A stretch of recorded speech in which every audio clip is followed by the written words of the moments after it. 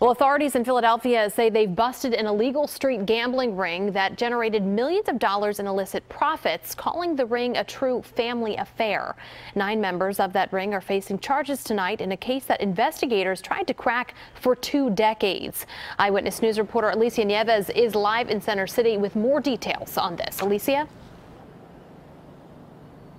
Well, authorities will not say how they were able to finally crack this case after 20 years, just that they are relieved to have the Cray family of Philadelphia finally behind bars. Now, this has been a case that has almost haunted some detectives with the police department their entire career.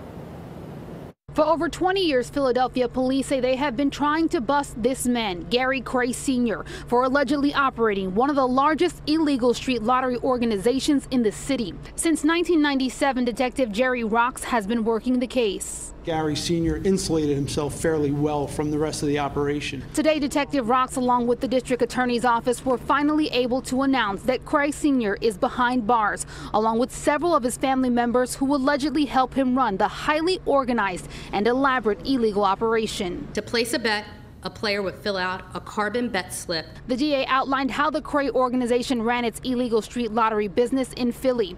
It operated out of unmarked buildings like this one on South 17th Street. That's just one of 40 locations the Crays allegedly had in the city. Almost all were in some of the poorest neighborhoods. Most of the people that placed bets at these locations were on fixed incomes, and then taking a loss of that money, on a daily basis or from day to day. Illegal street lotteries tend to have better odds, but are not regulated. People aren't protected. Authorities say most were likely losing what little they had, while Cray Sr., his nephew, his daughter, and other family members in the organization were living a life of luxury. Those in the Cray organization had mansions from Florida to Philly and owned some of the most expensive cars in the world. The illegal Cray organization was truly a family affair, one that generated millions of dollars, and I congratulate everyone who worked on this case.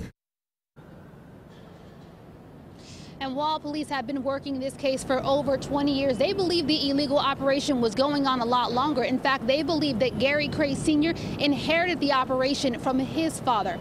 Now, all the 9 members who have been charged with all the charges they are facing, they face up to 70 or 65 years in prison. Reporting live in Philadelphia, Alicia Nieves, CBS 3 Eyewitness News. Alicia, thank you.